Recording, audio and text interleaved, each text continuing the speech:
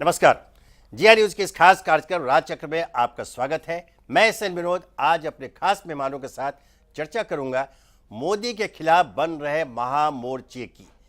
देश में प्रधानमंत्री नरेंद्र मोदी का प्रभाव लगातार बढ़ता ही जा रहा है, लेकिन मोदी को रोकने के लिए विरोधियों की सारी कोशिशें धराशायी साबित हो रही हैं।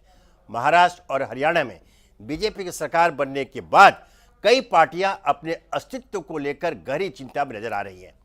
लोकसभा चुनाव के वक्त भी मुलायम सिंह यादव की अगुवाई में तीसरे मोर्चे की संभावना तलाशी जा रही थी, लेकिन यह कोशिशें साकार न हो सकी। अब मोदी को रोकने के लिए ये नेता एकजुट हो रहे हैं जो कभी जनता दल में एक दूसरे के साथ ही रहे हैं। राज चक्र में आज हम इसी विषय पर चर्चा करेंगे और इसमें हमारा साथ देंगे वरिष्ठ पत्रकार अनिल नरेंद्र जी, समाजवादी पार्टी नेता सुभाष भाटी जी, भोपाल से हैं बीजेपी नेता दुर्गेश केशवानी और साथ ही मुंबई से हमारे साथ जुड़ेंगे कांग्रेस प्रवक्ता अल नासिर जकेरिया जी।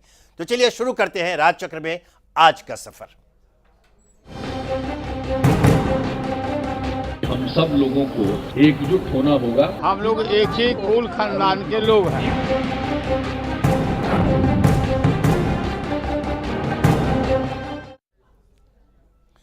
मोदी लहर के चलते बीजेपी लगातार बेहतर प्रदर्शन करती जा रही है और इसके चलते वे नेता भी एक साथ आने को मजबूर हो गए हैं जो कभी एक दूसरे के विरोधी हुआ करते थे।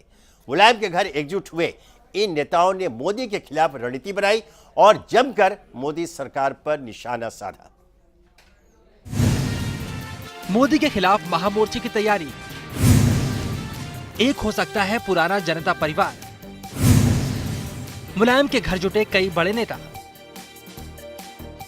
लोकसभा चुनाव में बीजेपी का ऐतिहासिक प्रदर्शन हो या फिर हाल ही में महाराष्ट्र और हरियाणा में हुए विधानसभा चुनाव, देश की जनता पर नरेंद्र मोदी की दीवानगी बढ़ती ही जा रही है। विरोधी मोदी को मात देने के लिए हर रणनीति अपना रहे हैं, लेकिन उन्हें कहीं भी कामयाबी मिलती नहीं दिख रही। कांग्रेस लगातार हो रही हार से बौखलाई हुई है, वहीं गैर बीजेपी और गैर कांग्रेसी दलों की बेचैनी भी बढ़ती जा रही है। अब प्रधानमंत्री नरेंद्र मोदी और बीजेपी के बढ़ते प्रभाव ने पुराने जनता परिवार को एक छत के नीचे आने के लिए मजबूर कर दिया है। समाजवादी पार्टी सुप्रीमो मुलायम सिंह यादव के दिल्ली स्थित आवास पर बैठक हुई, जिसमें राष्ट्रीय जनता दल के अध्यक्ष लालू प्रसाद यादव, जनता दल सेक्युलर के नेता और पूर्व प्रधानमंत्री एसडी देवेगौड़ा, जेडीयू के नेता नीतीश कुमार और शरद यादव, आईएनएलडी के सांसद दुष्यंत चौटाला शामिल हुए। ये सभी पार्टियां जनता पार्टी से टूटकर ही बनी हैं। इस बैठक में सभी पार्टियों ने एकजुट होने का फैसला किया और माना जा रहा है अगर सब कुछ ठीक रहा तो ये सभी पार्टियां एक साथ मिलकर अपने पुराने रूप में भी लौट सकती हैं। कि हम सब लोगों को एकजुट होना होगा और मिलकर काम करना पड़ेगा। और ये जो एकजुटता है जिसकी शुरुआत आज हो गई है, ये आगे इसकी परिणति एका तक हो सकती है, यूनिटी तक हो सकती है, लेकिन ये भविष्य की बात है। लोकसभा चुनाव में बीजेपी के हाथों इन सभी दलों की करारी हार हुई है।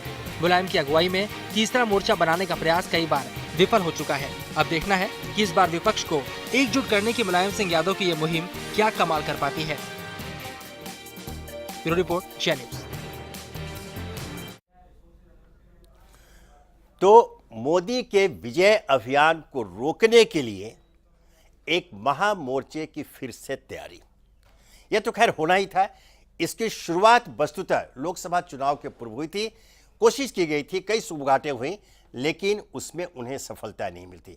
अब जबकि लोकसभा चुनाव के बाद लगातार जितने राज्यों में विधानसभा चुनाव हो रहे हैं, सब जगह भारतीय जनता पार्टी की सरकार जब बनती जा रही है, मोदी लहर बढ़ता ही जा रहा है, उसके वेग में तीव्रता आती जा रही है, तब ये बेचैन अन्य क्षेत्रीय दलों के नेता अपने अस्तित्व की लड़ाई अब लड़ने को तैयार हो रहे हैं।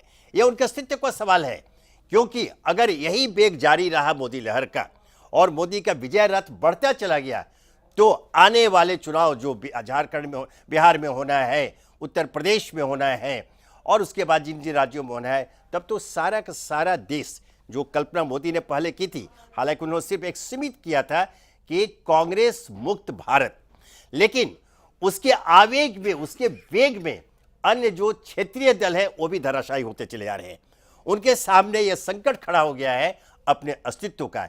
ऐसे में अगर वे एक मंच पर आकर चुनौती देने की कोशिश करते हैं तो उनका राजनीतिक निर्णय है और स्वाभाविक रूप से करेंगे।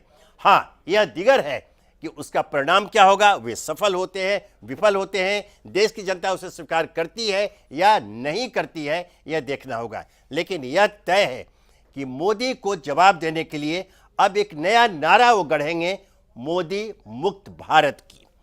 अनिल जी, मैं आपसे जानना चाहता हूं, यह जो आज जो कवायद हुई, समाजवादी मुखिया मुलायम सिंह यादव के घर पर लालू यादव जुटे, शरद यादव जुटे, देवे गौड़ा जी जुटे, चौटाला के पुत्र जुटे, ये सभी एक मंच पर आकर नीतीश कुमार आए और सब ने यह कह भी दिया कि यह एकीकरण की शुरुआत थी। पुराने जनता दल, आपको ध्यान होगा, ये जितनी पार्टियां हैं जो आज एकत्रित हुए, वे सभी जनता दल से टूटकर बिखर के अलग हुई थी। अब वो एक मंच पर आना चाहते हैं और शायद इसकी प्रेरणा उन्हें अभी पिछले दिनों बिहार में जो प्रयोग हुआ, नीतीश लालू एक मंच पर आ गए और जो वहाँ उपचुनाव हुए उसमें उन्हें आशातीत सफलता भी मिली। शायद इससे प्रेरित होकर और भयभीत होकर मोदी के वेग से उन्होंने पुनः एक मंच पर आने का फैसला किया। मैं आपसे जानना चाहता हूँ, क्या देश की जनता अर्थात मतदाता इन पर विश्वास करके मोदी के मुकाबले इन्हें तरजीह देने को तैयार होगी? विनोद जी, सबसे पहले जी तो जो पुराना अगर इतिहास देखें जी, तो ये इकट्ठे होते हैं अलग होने के लिए, और जब अलग हो जाते हैं फिर इकट्ठे हो जाते हैं। मोदी के खिलाफ ये मोर्चा बनाना चाहते हैं, तो कोई लोकसभा की इलेक्शन तो हो नहीं रही, विधानसभाओं की इलेक्शन हो रही है। मुझे पर्सनली ऐसा लगता है ये सारी जो स्कीम है वो नीतीश कुमार जी इसके पीछे हैं, क्योंकि झारखंड के चुनाव में वो लालू जी के साथ चुनाव लड़ना चाहते हैं। अब सिवाय मुलायम सिंह जी के, जिनका अपने स्टेट में बेस है, बाकी सारे तो जो हैं उनका तो ऐसा कोई बेस भी मुझे तो लंबा चौड़ा नजर नहीं आता। पहले इन्होंने ये कहा था कि ये गैर भाजपा गैर कांग्रेस मंच होगा जी, पर आप इसे देखिए कि आज भी लालू जी कांग्रेस के साथ चुनाव लड़ रहे हैं, तो गैर कांग्रेस कैसे हो गया? तो ये सिर्फ लिमिटेड विधानसभाओं के लिए मोर्चा बनाने की बात है, जिसे मैं तो कम से कम बहुत गंभीरता से नहीं लेता, और बाकी तो टाइम बताएगा। पर हाँ, साथ साथ एक ये भी बात हम नज़रअंदाज नहीं कर सकते कि मोदी जी को या भारतीय जनता पार्टी को 30% वोट मिले थे, यानी कि 70% उनके खिलाफ थे। जी जी, अगर ये सारे नेता सही मायने में तालमेल बिठा लें तो और वोट अपने अपने उसमें दिलवा सके अपने मोर्चे में, तो जरूर ये मामला एक दिलचस्प मोड़ ले सकता। ये बहुत बहुत धन्यवाद। इसमें आपके पास हम फिर आएंगे। हमारे साथ समाजवादी पार्टी के नेता सुभाष भाटी जुड़े। भाटी जी, आज जो घटना विकासक्रम भारतीय राजनीति में हुआ, चूंकि इसकी शुरुआत आपके मुखिया मुलायम सिंह यादव के आवास पर हुई, जैसे अभी हमने चर्चा के दौरान ये पाया कि शायद ये प्रेरणा मिली है बिहार की सफलता से, जब लालू और नीतीश एक मंच पर आ गए, आशातीत सफलता मिली। आपको ध्यान होगा उस समय लालू यादव ने आपके नेता को, मुलायम जी को आह्वान किया था कि इसी आधार पर बिहार में जो पैटर्न है, उस जो प्रयोग किया गया उसके आधार पर उत्तर प्रदेश में भी मायावती जी के साथ मिलकर एक साझा मंच तैयार किया जाए ताकि भारतीय जनता पार्टी को रोका जा सके।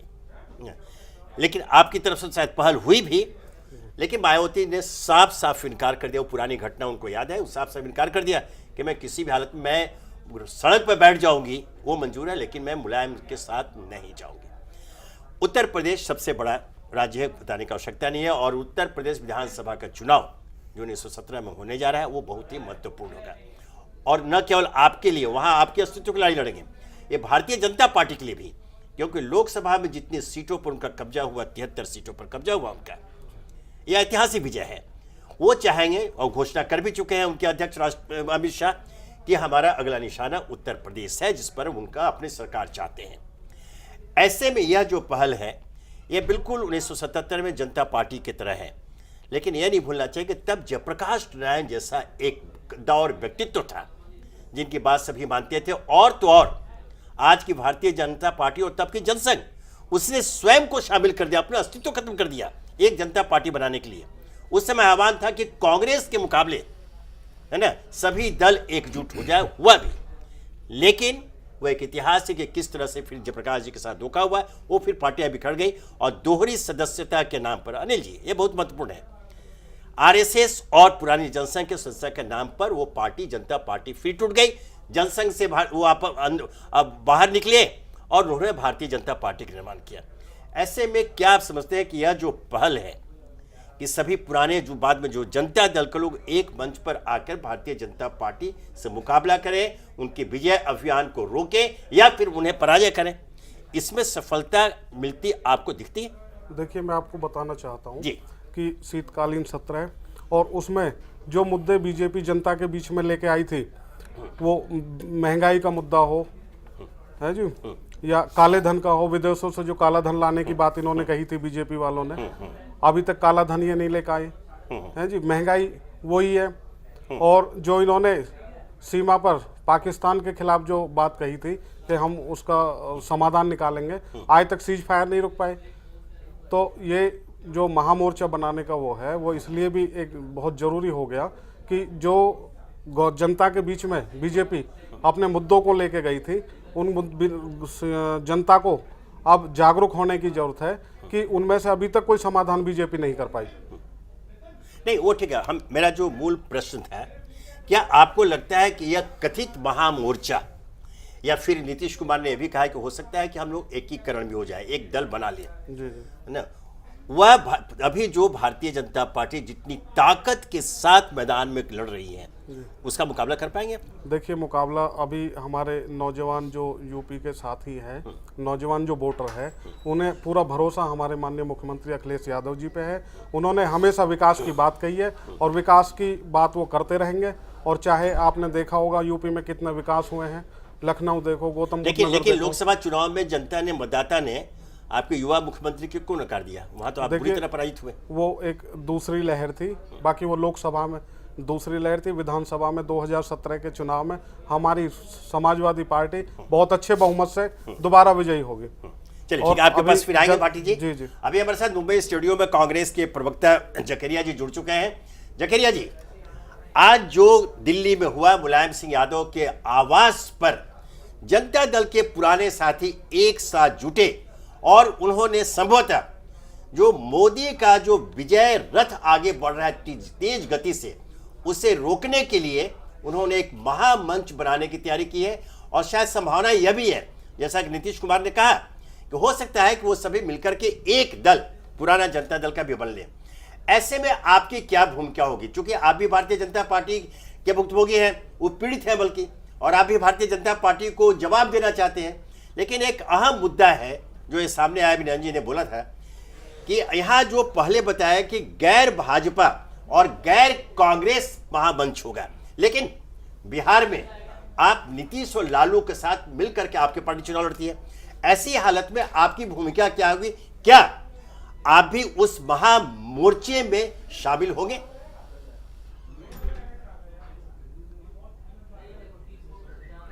विनोद जी, महामोर्चे में शामिल होने का तो ये हाई कमांड और वरिष्ठ नेता फैसला करेंगे, इस पर मैं कुछ कह नहीं सकता हूं। लेकिन मैं एक ऑब्जर्वेशन करना चाहता हूं कि बाईपोल्स में जो चुनाव हुए उसका जो परिणाम हुआ उसमें जो पक्ष मिलकर भारतीय जनता पार्टी का मुकाबला करे तो वो एक पायलट टेस्ट था। अभी तो उसमें जो सक्सेसफुल हुए वो चाहते हैं उसे और बड़े लेवल पे ले चले।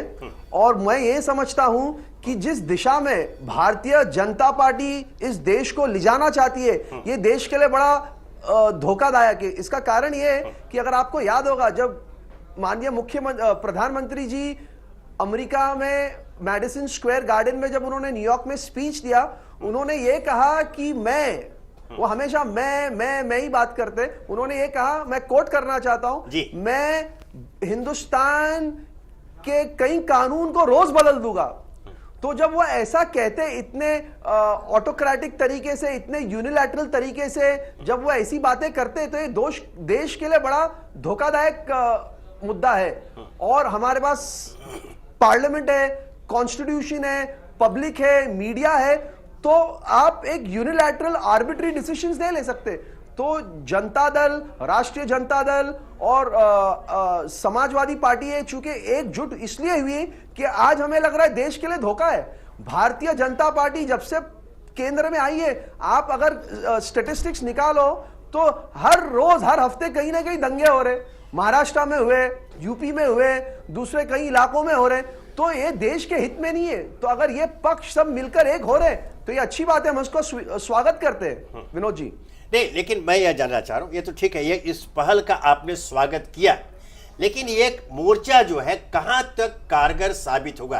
क्या आपको लगता है कि जिस वेग से नरेंद्र मोदी का विजय अभियान जारी है, हाल में जो हरियाणा और महाराष्ट्र में जो उनकी जीत हुई, और ऐसा जो संकेत जो मिल रहे हैं झारखंड में भी वो जीतने जा रहे हैं, ऐसी हालत में और जिन राज्यों में अगले साल और 2 साल बाद चुनाव होने हैं, तो आपको क्या लगता है कि यह एक मंच बनाकर या एक दल बनाकर यह अगर एक साथ चुनौती देते हैं भारतीय जनता पार्टी को, या यहां भारतीय जनता पार्टी की चर्चा नहीं होती है, यह आश्चर्यजनक रूप से बल्कि लोकतंत्र के लिए बहुत खतरनाक है, अब चर्चा होती है मोदी वर्सेस ऑल।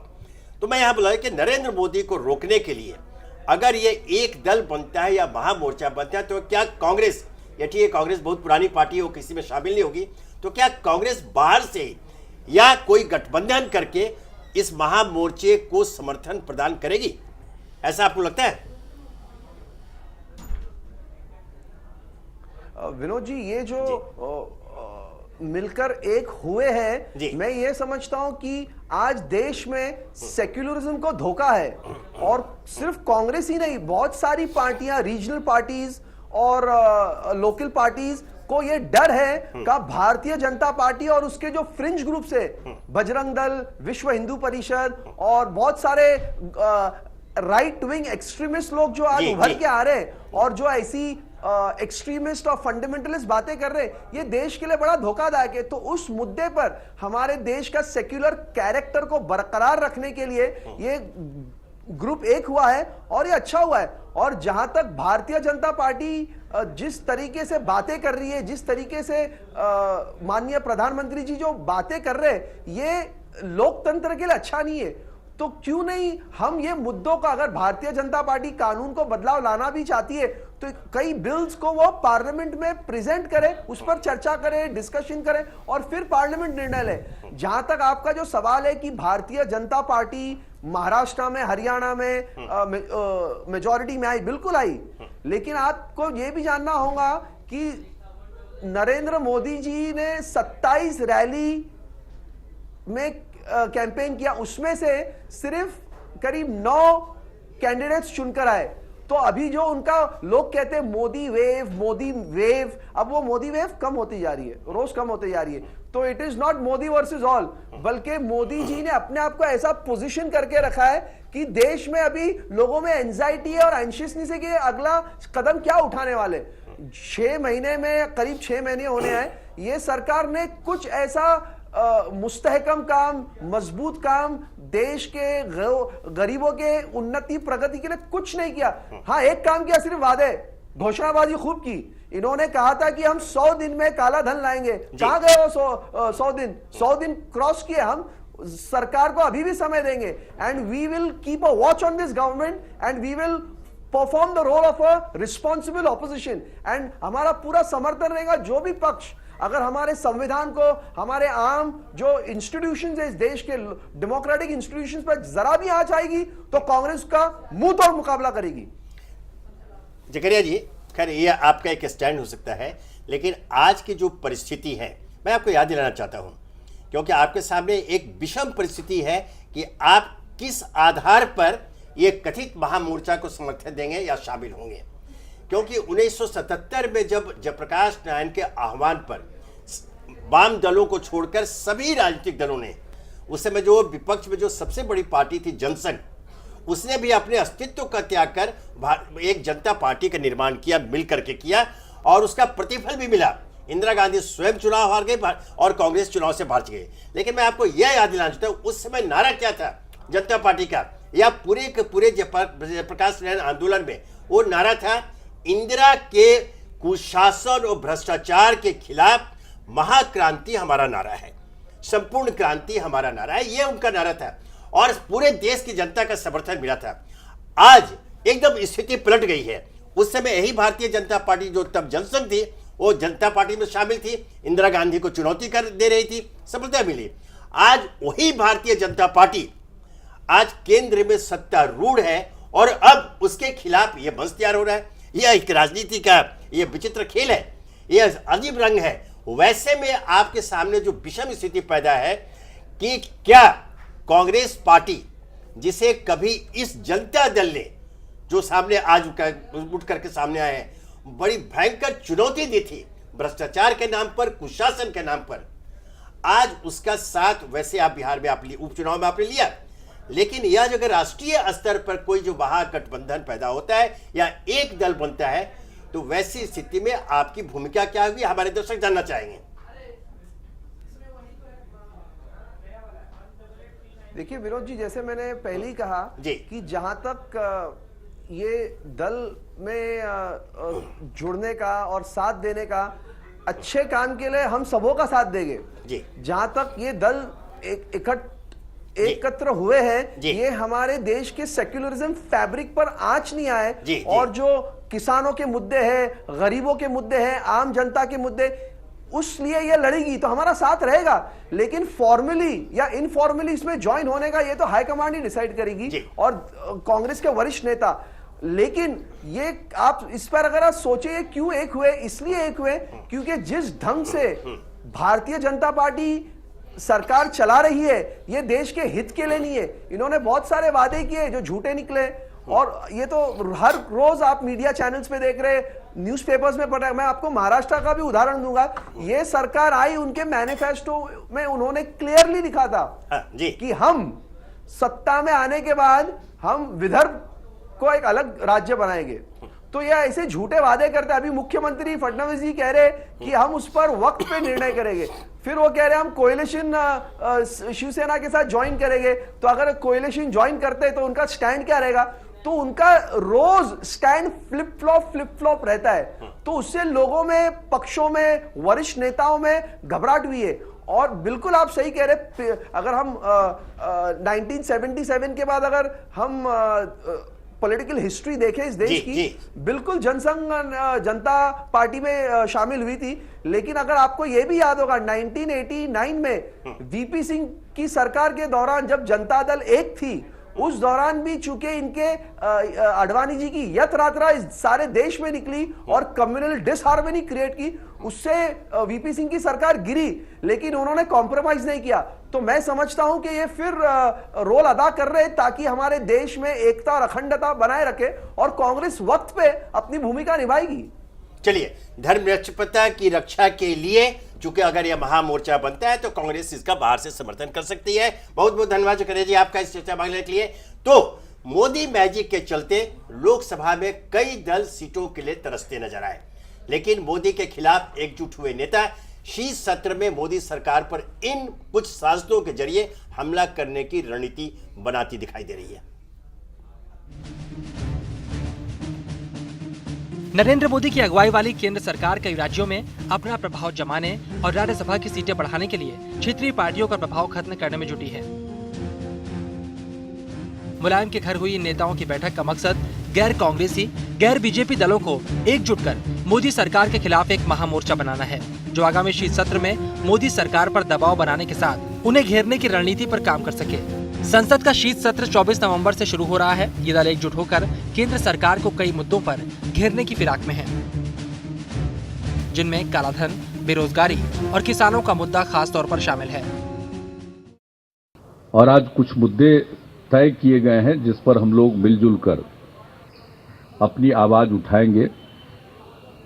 एक काले धन का मुद्दा है, जिस काले धन की मात्रा के बारे में भी बहुत ही अधिकार पूर्वक चुनाव अभियान में कहा गया और अब यू टर्न हो रहा है। इकट्ठा होकर के देश के नौजवानों के बेरोजगारी का, किसानों का, काला धन का, हर खेत को पानी, हर खलिहान को उन्होंने कहा था, हर हाथ को काम। ये कहीं कोई नदारत है यूपीए गवर्नमेंट का, जो कार्यक्रम है वही चल रहा है नाम बदल के, तो हम लोग चुप बैठे नहीं रहे। थर्ड फ्रंट को मजबूत करने के लिए एक बार फिर छोटे दल एकजुट होने की कोशिश कर रहे हैं, जो बीते वक्त में कभी न कभी कांग्रेस या बीजेपी की अल्पमत सरकारों में अहम रोल निभा चुके हैं। इस साल इन सभी दलों को लोकसभा चुनावों में मुंह की खानी पड़ी। इनकी सीटें कम हुई या ना के बराबर सीटें आई। खासतौर पर यूपी में मुलायम की पार्टी समाजवादी पार्टी की हालत बेहद खराब हो चुकी है। एसपी को इस लोकसभा चुनाव में महज 5 सीटों पर जीत मिली। यही हाल जेडीयू का भी रहा, जिसे बिहार में महज 2 सीटों से संतोष करना पड़ा।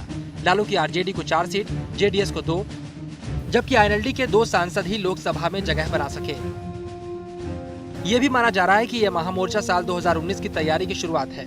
इसके साथ ही अगले साल बिहार के विधानसभा चुनाव हैं, तो 2017 में यूपी विधानसभा के चुनाव होने हैं। ऐसे में यह महामोर्चा बीजेपी के विजय रथ को रोक पाने में कितना सफल हो पाएगा, ये तो आने वाला वक्त बताएगा। ब्यूरो रिपोर्ट, जिया न्यूज। तो अभी हमने देखा एक रिपोर्ट के जरिए कि यह जो कथित रूप से महामोर्चा की तैयारी हो रही है, फिलहाल अभी जो अगले मास शुरू होने वाला शीत सत्र लोकसभा का, उसमें ये एक साथ मिलकर के सरकार को घेरने की तैयारी करेंगे। क्योंकि जिस तरह से कमजोर हो चुका विपक्ष, कोई विपक्षी दल है नहीं आधिकारिक रूप से, जो कमजोर विपक्ष अगर एक साथ मिलकर कोई चुनौती देते, जैसे उन्होंने घोषणा की है कि कालाधन के मुद्दे पर, बेरोजगारी के मुद्दे पर और किसानों की समस्या के मुद्दे पर एक साथ होकर ये मोदी सरकार को घेरने की तैयारी करेंगे। शायद इसमें सफलता मिल जाए। लेकिन हमारी चर्चा का जो मुख्य विषय आज है कि यह जो सुगाड़ आज शुरू हुई है राजनीतिक रूप से और चुनावी राजनीति में इन्हें कितनी सफलता मिलती है, देश के मतदाता का अर्थात देश की जनता का समर्थन इनको मिलेगा नहीं। चलिए अब चलते हैं भोपाल, जहां भारतीय जनता पार्टी के नेता दुर्गेश केशवानी जी मौजूद हैं। अब हम उनसे जानने की कोशिश करते हैं। दुर्गेश जी, अभी तक की चर्चा आपने सुनी, आज जो एक घटना हुई, इसे मैं घटना मानूंगा कि पुराने जनता दल के सभी साथी नीतीश कुमार, लालू यादव, मुलायम सिंह यादव, चौटाला, ये शरद यादव, ये सभी देवे गौड़ा, ये सभी एक साथ इकट्ठे हुए और इन्होंने एक महामोर्चा बनाने की तैयारी की। बल्कि यह भी इशारा किया नीतीश कुमार ने कि संभावना यह भी है कि पुराना जनता परिवार एक हो जाए, अर्थात किसी एक पार्टी का गठन भी करे आपस में विलय करके। और इनका मुख्य जो लक्ष्य है कि आपके नरेंद्र मोदी का जो विजय अभियान चल रहा है उसे रोका जाए। उनके सामने अभी अगले साल बिहार विधानसभा चुनाव और उसके बाद उत्तर प्रदेश विधानसभा चुनाव महत्वपूर्ण है। ऐसे में शायद ये एक नारा देंगे, मोदी मुक्त भारत, और ये नारा वो चुराएंगे जरूर कि कांग्रेस मुक्त भारत, लेकिन ये इस नारे के साथ ये आपकी पार्टी के ऊपर, आपके प्रधानमंत्री के ऊपर ये वार करेंगे। आपको क्या लगता है कि ये जो एकजुटता जो है इन दलों की, वो आपके लिए कोई चुनौती बनकर सामने आएगी?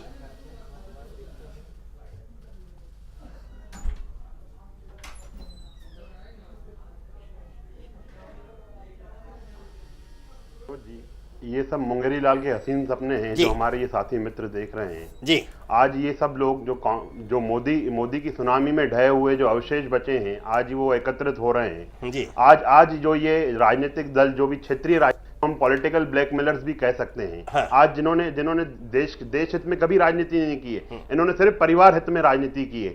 आज ये देश के सामने किस मुंह के सामने खड़े होंगे ये लोग? और ये जो पूरा सिनेरियो दिख रहा है, इस पूरे सिनेरियो में मुझे मुलायम सिंह जी और नीतीश कुमार जी दिख रहे हैं, जो देश जिनके लिए, जैसे अभी हमारे वरिष्ठ पत्रकार जी अनिल जी ने कहा कि लोकसभा चुनाव हो गए हैं, बहुत टाइम बाद देश को एक स्थिर सरकार मिली है, उस स्थिर सरकार को कैसे ये 100 मच्छर इकट्ठे होके कैसे उसको मतलब रोक पैदा कर सकते हैं, उसमें ये काम कर रहे हैं। पर मैं आपको बता दूं, आज मोदी जी का जो विजन है, मोदी का जो डेवलपमेंट है, आज उसको देख के देश की जनता ने जनादेश दिया है। अभी महाराष्ट्र से जो प्रवक्ता जुड़े हुए थे, शायद वो उनको जनादेश स्वीकार नहीं है। अभी देश की जनता ने माननीय नरेंद्र भाई मोदी जी को, उनके विकास के मॉडल को देख के उनको दोनों हरियाणा में भी हम लोग प्रचंड बहुमत से आए हैं और महाराष्ट्र में सबसे बड़े दल के रूप में हम लोग आए हैं। तो ये लोग क्या जनता की भावनाओं को नकार रहे हैं? आज कांग्रेस किस मुंह से बात कर रही है, जिसने देश को भ्रष्टाचार दिए, जिसमें देश का प्रधानमंत्री भ्रष्टाचार के रूप में? मैं नहीं समझता हूं, ये सिर्फ नीतीश और इनका अपना बिहार का जो इनको लग रहा है कि जो नरेंद्र मोदी की सुनामी में है, जो पूरी कांग्रेस ढह चुकी है, हम लोग नहीं ढहे, इसमें एकत्रित होना चाहते हैं। केशवानी जी, यह सही है कि मोदी लहर के थपेड़ों का सामना छोटे छोटे नावों पर सवार होकर चूंकि ये नहीं कर पाए लोकसभा से लेकर के अभी विधानसभा चुनाव में, अब ये इन्होंने निर्णय लिया है कि छोटे छोटे नावों को छोड़कर एक बड़े जहाज की सवारी की जाए, जो महामोर्चा के रूप में सामने आ जाता है। तो वह तो एक चुनौती होगी। और यह जो उनका आरोप है, जो आज स्पष्ट रूप से मुलायम ने, लालू ने और नीतीश ने बोला कि चूंकि मोदी सरकार अपने वादों को निभाने में विफल रही है, और उन्होंने 3 मुद्दे गिना दिए: कालाधन, बेरोजगारी और किसानों का सवाल। इन 3 मुद्दों पर फिलहाल वे शीत सत्र में संसद में आपको घेरने जा रहे हैं, उसके बाद जनता के बीच जाएंगे। तो ये चुनौती तो आपके लिए होगी। अगर इसमें अगर लगा हुआ है, ये छोटे नावों को छोड़कर बड़े जहाज की सवारी करते हैं एक साथ, तब वैसी स्थिति में क्या आपकी रणनीति में कोई परिवर्तन होगा? मेरा आशा है कि आज जो आप एक व्यक्ति केंद्रित राजनीति की ओर बढ़ चले हैं, हर जगह मोदी और सिर्फ मोदी, कमल या भारतीय जनता पार्टी पीछे छूट गई है। मोदी के नाम पर वोट दो, मोदी को हाथ मजबूत करो, जो कभी इंदिरा गांधी कहा करती थी। तो अब यह जब चुनौती सामने आएगी, तो लगता है कि शायद आपको भी मजबूर होकर अपनी रणनीति में परिवर्तन लाना होगा। इसका सामना आप कैसे करेंगे?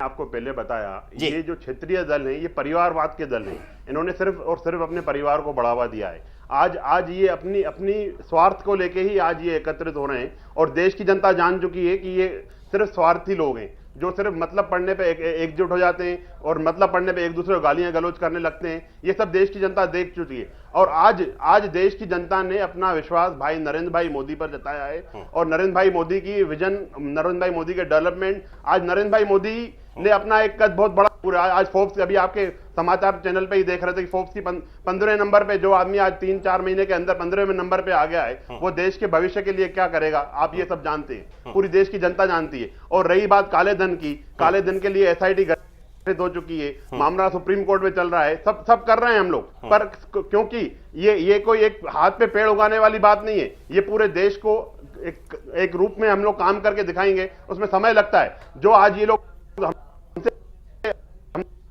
हिसाब में किस हमने 30 सालों में हम देश की जनता के साथ इन्होंने क्या किया है, पहले ये उसका जवाब दे। नहीं, आपने 2 बातें उठाई अभी।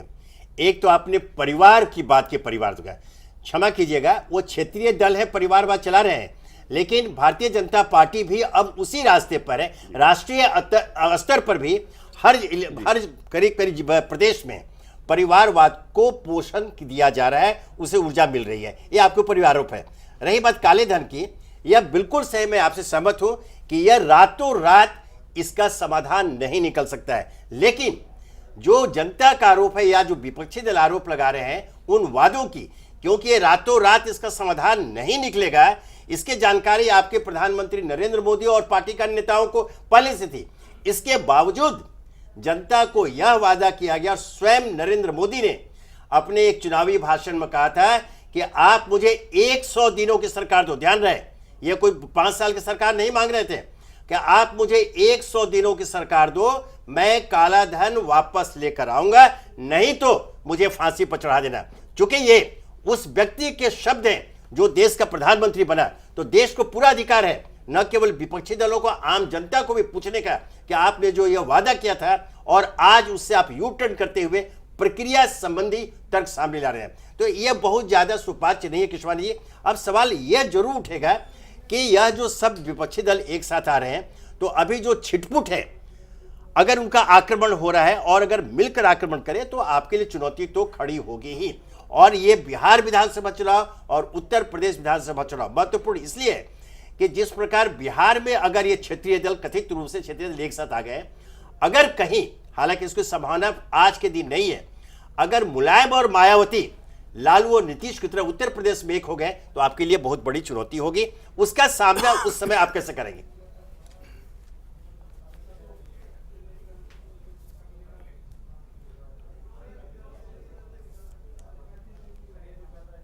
देखिए, हम भारतीय जनता पार्टी जो राजनीति करती है वो विकास की राजनीति करती है और हम उसी विकास के मॉडल को, रोल मॉडल को लेके हम देश की जनता के बीच में हैं और देश की जनता के हम लोगों को पुरानी बातें हो गई, हर दल विकास की बातें चुनाव भी, बिहार चुनाव भी विकास के आधार पर ही लड़ने जा रहे हैं। रही बात, आप परिवारवाद की बात कर रहे हैं, मैं आपसे विनोद जी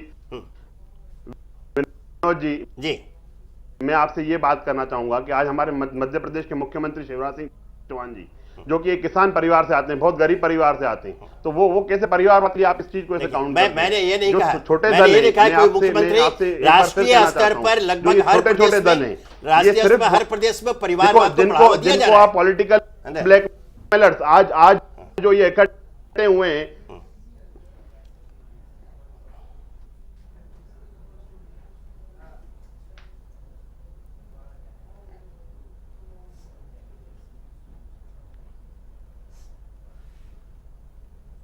हेलो, हाँ किशवानी जी, आपकी, विनोद जी मैं आपको सुननी, हाँ नहीं, जो आपने कहा तो मैंने कहा, देखिए मैंने ये नहीं कहा, आपने चौहान जी का नाम लिया, मध्य प्रदेश के मुख्यमंत्री का, मैंने उनका नाम नहीं लिया।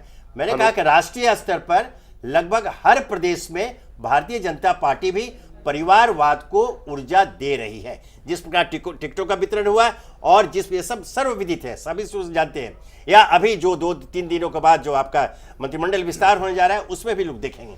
ऐसा नहीं है, यह एक रोग है, एक संक्रामक रोग है। क्षेत्रीय दल में ज्यादा दिखाई देता है क्योंकि वो सीमित है, राष्ट्रीय स्तर पर भारतीय जनता पार्टी हो तो उसमें कम दिखाई देता है, और ये रोग अभी वहां प्रवेश किया है, ये पहले से नहीं, अभी आपके यहां प्रवेश किया है। बहरहाल अनिल जी, अभी ये जितनी चर्चा आपने सुनी, अब ये थोड़ा विषयांतर हुआ था लेकिन आवश्यक था। अभी मुख्य मुद्दा यह होता है कि क्या सचमुच ये पुराने जनता दल वालों का जो यह मोर्चा या नया कोई दल बनता है तो यह मोदी मुक्त भारत के नारे के साथ अगर मैदान में उतरते हैं, तो मैं आपसे चाहता हूं, आप वरिष्ठ पत्रकार हैं, राजनीतिक विश्लेषक हैं, आम जनता का कितना सहयोग और समर्थन को मिलेगा? क्योंकि आपने एक बहुत महत्वपूर्ण बात बोली थी कि पिछले लोकसभा चुनाव में मात्र 30% वोट लेकर भारतीय जनता पार्टी सत्ता में आई, 70% वोट उसके खिलाफ था या अन्य लोगों को मिला। तो अगर ये 70% में 50% भी एक मंच पर आ जाते हैं और सचमुच मतदाता का समर्थन मिलता है, तब तो कुछ परिणाम दूसरे होंगे, बिल्कुल दूसरे परिणाम हो जाएंगे। विनोद जी, सबसे पहले तो मैं ये कहना चाहूँगा कि भारत जैसे मजबूत लोकतंत्र के लिए एक मजबूत सत्तारूढ़ पार्टी चाहिए जो अभी मौजूद है, पर उसके साथ साथ एक मजबूत विपक्ष भी चाहिए। दुर्भाग्य से कांग्रेस की इतनी दुर्गति हुई कि आज कोई विपक्ष नहीं है। इन नेताओं में इनको अंडर एस्टिमेट करके नहीं चला जा सकता। इनमें बहुत अच्छे वक्ता हैं, लालू जी बहुत अच्छे वक्ता हैं, मुलायम सिंह जी बहुत अच्छे वक्ता हैं, नीतीश हैं। अगर ये आपसी मतभेद भुला के ये एक आवाज में बोलते हैं तो निश्चित रूप से वो इन क्षेत्रीय दलों के लिए भी अच्छा होगा और भारत के लोकतंत्र के लिए भी अच्छा होगा। क्योंकि जिस निरंकुश तरीके से कुछ लोग चल रहे हैं जी उन पर भी थोड़ी रोक लगनी लोकतंत्र के लिए मेरी राय में जरूरी है। तो इसलिए हम उम्मीद करते हैं कि भाई अभी तो फिलहाल शीतकालीन सत्र को आगे रखें, झारखंड का चुनाव आगे रखें जी। उसके बाद जब अगले साल बिहार का चुनाव होगा और जब 2017 में उत्तर प्रदेश का होगा तो तब की तब देखी जाएगी। पर हमारे को संसद में एक मजबूत विपक्ष जरूर चाहिए, ऐसा मेरा मानना जी। नहीं, ये बड़ा दिलचस्प है कि ये जो आगे संभावना जो है ये 30% बनाम 70% का अगर मुकाबला होता है तो परिणाम के प्रति पूरा देश उत्सुक रहेगा, हम भी रहेंगे। बहरहाल बीजेपी इस समय विजय रथ पर सवार है और इसी के चलते विरोधी पार्टियां एक मंच पर नजर आ रही हैं, लेकिन बीजेपी और कांग्रेस इस महामोर्चे को जरा भी अहमियत देने की चाह नहीं रख रही।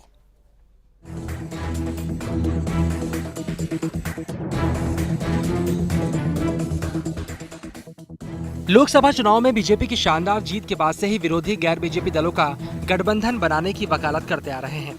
मोदी को घेरने के लिए ही नीतीश के साथ लंबी अदावत के बाद लालू प्रसाद यादव ने हाथ मिला लिया। लालू ने मुलायम सिंह और मायावती को भी साथ आने की नसीहत दी। मुलायम ने जरूर इस तरफ नरम रुख अपनाया, लेकिन मायावती ने मुलायम के साथ जाने की किसी भी संभावना से इनकार कर दिया। बिहार उपचुनाव में लालू नीतीश के महागठबंधन को कामयाबी भी मिली, तो वहीं यूपी उपचुनाव में मुलायम की समाजवादी पार्टी को भी ज्यादा सीटें हासिल हुई, जिसके बाद मोदी लहर पर इन नेताओं ने जमकर निशाना साधा। लेकिन महाराष्ट्र और हरियाणा में मोदी लहर के चलते ही बीजेपी का वहां परचम लहरा पाया। अब थर्ड फ्रंट के नेता कोई रिस्क नहीं लेना चाहते। इनका मानना है कि एकजुट होकर ही मोदी को घेरा जा सकता है। मुलायम सिंह यादव जी का पार्टी, मेरा पार्टी, चौटाला जी के पार्टी और शरद यादव जी का पार्टी, नीतीश, उसमें सब लोग हैं। हम लोग एक ही कुल खानदान के लोग हैं। बात सुनिए। और विगत दिनों में हम लोग बिखरे हैं। अब बिखरने का लाभ भाजपा जैसे दंगाई बलवाई पार्टी लाभ उठा लिया और विश्व विजेता लोग बता विश्व विजेता हो गया। मोदी के खिलाफ एकजुट हुए ये नेता इसे अपनी बड़ी कामयाबी भले ही मान रहे हों, लेकिन बीजेपी और कांग्रेस इस महामोर्चे को जरा भी तवज्जो नहीं देना चाहती। जब मुद्दों का अकाल हो जाता है और कार्यक्रमों का टोटा पड़ जाता है तो इस तरह की कोशिशें इकट्ठा होकर के भूले बिछड़े साथी करते हैं। लेकिन अफसोस की बात है कि जब कोई सैद्धांतिक प्रतिबद्धता ना हो, कहीं पर उस रिश्तों की नींव ना हो, तो उसको वो रिश्ता बहुत दिन चलता नहीं, पर चलने से बनने से पहले ही बहरा पड़ता है। अब जो इस तरह की कवायद, इस तरह के मोर्चे बनते हैं, ये मोर्चे जो है कहीं का ईंट कहीं का रोड़ा लगा करके एक मोर्चा बना लिया आपने, चुनावी चौपाल की चकल्लस कर ली, लेकिन वो चुनावी चौपाल की चकल्लस बाद में चूचू का मुरब्बा साबित होती है। जिन नेताओं की बैठक हो रही है उन्हें एक तो सजायाफ्ता है,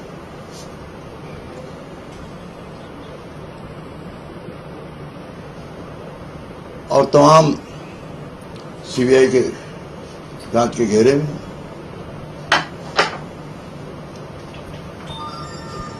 ऐसे नेता और ऐसी पार्टियां भाजपा का मुकाबला नहीं कर सकती। बिहार में अगले साल और यूपी में 2017 में विधानसभा चुनाव होने हैं और नीतीश और मुलायम की चिंता अपने राज्यों में विधानसभा चुनाव को लेकर भी है।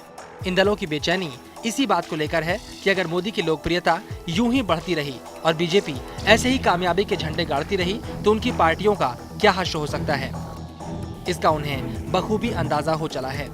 ब्यूरो रिपोर्ट, जिया न्यूज। चलिए, कांग्रेस के बेनी प्रसाद वर्मा का कहना है कि यह कथित महामोर्चा अपने दंग-खम पर और इनका जो पार्श्व रहा है उसके आधार पर भारतीय जनता पार्टी का मुकाबला नहीं कर सकती। दूसरी ओर, चूंकि जो यह कहा गया कि जो उत्तर प्रदेश को चुनाव है, भाटी जी मैं आपसे जानना चाहूंगा कि यह बहुत महत्वपूर्ण है, जैसे 30% बनाम 70% की बात आई।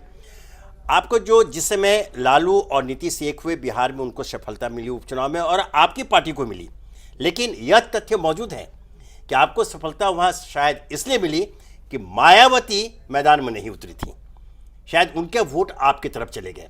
तो यह एक इशारा भी है कि अगर मायावती और आपका अर्थात मुलायम यादव की समाजवादी पार्टी का साथ होता है तो एक बहुत बड़ी चुनौती भारतीय जनता पार्टी को मिलेगी। तो क्या जिस प्रकार जैसे अभी लालू यादव ने बोला है कि दंगाइयों और मलवाइयों की पार्टी है, मतलब सीधे सीधे सांप्रदायिकता का आरोप भारतीय जनता पार्टी पर लगता है, और जो आपके नेताजी भी कहते रहते हैं कि ये सांप्रदायिक पार्टी है भारतीय जनता पार्टी, तो उसे रोकने के लिए जो कभी होता है कि अगर मैंने मौका आता है दुश्मन से लड़ने के लिए तो दुश्मन एक दोस्त बन जाते हैं, तो क्या आपको ऐसा नहीं लगता है कि आपको भी मायावती का साथ ले लेना चाहिए या मायावती को साथ देना चाहिए, ताकि आप कथित रूप से भारतीय जनता पार्टी के जो विजय रथ है उसको रोकने में सफल हो सके?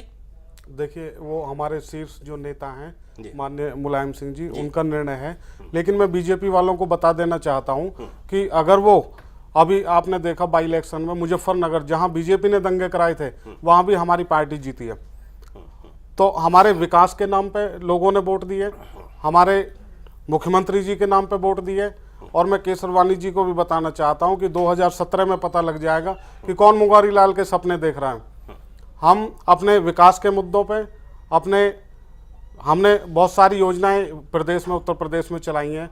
कन्याधन हो, और शिक्षित बच्चों को लैपटॉप दिए हैं, कन्याओं को स्कूल जाने के लिए साइकिलें दी हैं। तो हमारे पास तो विकास के बहुत मुद्दे हैं, और उसी के नाम पे 2017 में हमारी पार्टी दोबारा जीतेगी और बहुत अच्छी सीटों से जीतेगी। चलिए ठीक है, विकास की बातें सभी करते। केशवानी जी, अभी आपने लालू यादव को सुना, उन्होंने सीधे सीधे बेलाग दो टूक आपकी पार्टी को दंगाइयों और बलवाइयों की पार्टी निरूपित कर दिया। आप इसका जवाब आप कैसे देंगे? जी,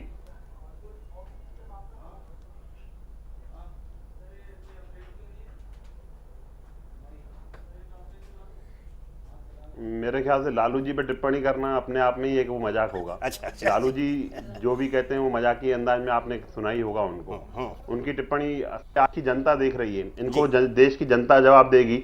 और हमारे मित्र जो समाजवादी पार्टी से बैठे हैं, उन्होंने जो भाजपा के विकास है, एक बार ये कन्यादान योजना कहाँ से आई? ये कन्यादान योजना मध्य प्रदेश की योजना है जो सभी प्रदेशों ने लागू की है। ये अपना थोड़ा ज्ञान बढ़ाएं। और हम लोग सिर्फ और सिर्फ विकास की राजनीति करते हैं, विकास के मुद्दों पर बात करते हैं। आज भारतीय जनता पार्टी और माननीय नरेंद्र मोदी जी देश के विकास के लिए कटिबद्ध हैं। मैं बड़ी गंभीरता के साथ ये बात कहना चाहता हूं कि देश के विकास के लिए हम लोग सब खून पसीना तक बहाएंगे अपना। बिल्कुल, जनता ने जो हम पे विश्वास जताया है, हम उस पर खरे उतरेंगे। इसका आपके कहने का अर्थ यह है कि ये जो जिसकी चर्चा आज हम कर रहे हैं, जो महामोर्चा की, कि पुराने जनता दल के साथी अगर विलय करके एक दल भी बनाते हैं, फिर भी भारतीय जनता पार्टी को कोई चुनौती उनसे नहीं मिलेगी, ऐसा आपका मानना है?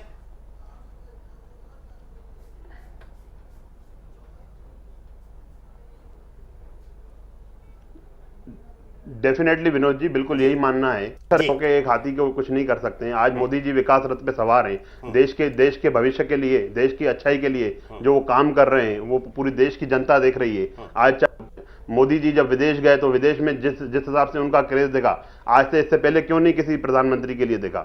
ये सब बातें हैं, इन हमारे मित्रों को ये बातें करने दीजिए। भारतीय जनता पार्टी, माननीय नरेंद्र मोदी जी विकास की राह पर चलेंगे, देश की जनता के किए हुए वादों पर चलेंगे, जो वादे हमने किए हैं उसको परिपूर्ण करने के लिए चलेंगे। चलिए, बहुत धन्यवाद किशोर जी। अनिल जी, अब चूंकि समय समाप्त होने वाला है, अब अंतिम सवाल आपसे मैं बिल्कुल स्पष्ट जानना चाहता हूं, सीधा जवाब आपसे चाहूंगा कि आज मुलायम सिंह यादव की पहल पर जो लालू यादव, नीतीश कुमार, देवेगौड़ा और चौटाला, शरद यादव सब एकत्रित हुए और वे बहुत आशावान दिख रहे हैं कि मोदी के विजय रथ अभियान को रोकने में वे सफल हो जाएंगे। जरूरत पड़ी तो यह जो एक कुल परिवार, जैसे लालू ने कहा कि हम लोग तो एक कुल परिवार के हैं, और नीतीश ने भी इशारा किया जरूरत पड़ी तो हम इकट्ठा हो सकते हैं। तो क्या आपको लगता है कि यह 30% बनाम 70% का जो मसला है उसको भुनाने में यह महामोर्चा सफल हो पाएगा? देखिए, मैं फिर उस मूल प्रश्न पे आता हूं जी कि अभी कोई चुनाव लोकसभा का तो है नहीं, और जहां तक कि क्षेत्रीय चुनावों का सवाल है, विधानसभाओं का, अब देवगौड़ा जी उत्तर प्रदेश में अगर आकर कैंपेन करेंगे तो 100 आदमी नहीं सुनने आएंगे। सिमिलरली लालू जी का भी उत्तर प्रदेश में कितना इफेक्ट होता है वो भी देखना होगा। मुलायम सिंह जी अगर बिहार में जाते हैं या कर्नाटक में जाके करेंगे तो उसका सीमित असर होगा। तो पहले तो इनको अपनी ये क्लैरिटी करनी पड़ेगी कि ये राष्ट्रीय स्तर पर करना चाहते हैं या फिर क्षेत्रीय स्तर पर गठबंधन करेंगे, क्योंकि राष्ट्रीय में तो मुझे कुछ संभावना नजर आती है, पर क्षेत्रीय में तो इनके अंतर विरोध बहुत हैं, वो मुश्किल लगता है मुझे। नहीं, बहुत बहुत धन्यवाद। अब ऐसा लगता है कि यह जो पूरी की पूरी कवायद ये हुई है, यह 2019 में होने वाले आम चुनाव को ध्यान में रखकर। ये आपने बिल्कुल सही कहा, नरेंद्र जी ने जो बताया कि ये जो क्षेत्रीय दलों का जो है सीमित प्रभाव है, लालू की अपनी सीमा है, नीतीश की अपनी सीमा है, मुलायम की अपनी सीमा है, देवगौड़ा तो शायद जो है उनकी भी अपनी एक सीमा है। तो अगर 2019 के आम सभा चुनाव को ध्यान में रख करके कवायद शुरू की गई है, तो इनके पास ये पुराने जो जनता दल के सहयोगी हैं, वैसा कौन सा राष्ट्रीय चेहरा है जिसके नेतृत्व में ये प्रधानमंत्री नरेंद्र मोदी या भारतीय जनता पार्टी या अन्य कोई नेता जो अभी सत्ता पक्ष में जो केंद्र में, उनको चुनौती दे पाएगा, यह देखना दिलचस्प होगा। लेकिन हाँ, यह महत्वपूर्ण तथ्य अवश्य आज की चर्चा में रेखांकित हुआ कि ये जो 30% बनाम 70% का जो मामला है, अगर कोई तेज तर्रार समझदार प्रभावी नेतृत्व सामने आता है तो 30% को उसको दबाने में ज्यादा मशक्कत नहीं उठानी पड़ेगी, बशर्ते कि इस महामोर्चा को या कोई भी नाम दिया जाए या जो भी नया दल सामने आएगा उसे एक विश्वसनीय और जनता को सर्वप्रिय स्वीकार्य एक नेतृत्व अगर मिलेगा, राष्ट्रीय नेतृत्व मिलेगा, तभी, अन्यथा छोटे छोटे नावों पर सवार ये क्षेत्रीय दल एक बड़ी पार्टी भारतीय जनता पार्टी जो आज केंद्र में सत्तारूढ़ है, अन्य राज्यों में सत्तारूढ़ हुई और होने जा रही है, उन्हें ये चुनौती नहीं दे पाएंगे। आज की चर्चा को मैं यही विराम देता हूं। नरेंद्र जी आपका बहुत बहुत धन्यवाद, भारती जी आपका धन्यवाद, आपका भी बहुत बहुत धन्यवाद, केशवानी जी, जकरिया जी चले गए, उनका भी धन्यवाद चर्चा भाग लेने के लिए। कल हम फिर मिलेंगे इसी समय राजचक्र में एक नए मुद्दे पर, नई चर्चा के साथ, मैं नए बनाओं के साथ। तब तक मुझे इजाजत दीजिए। नमस्कार, धन्यवाद।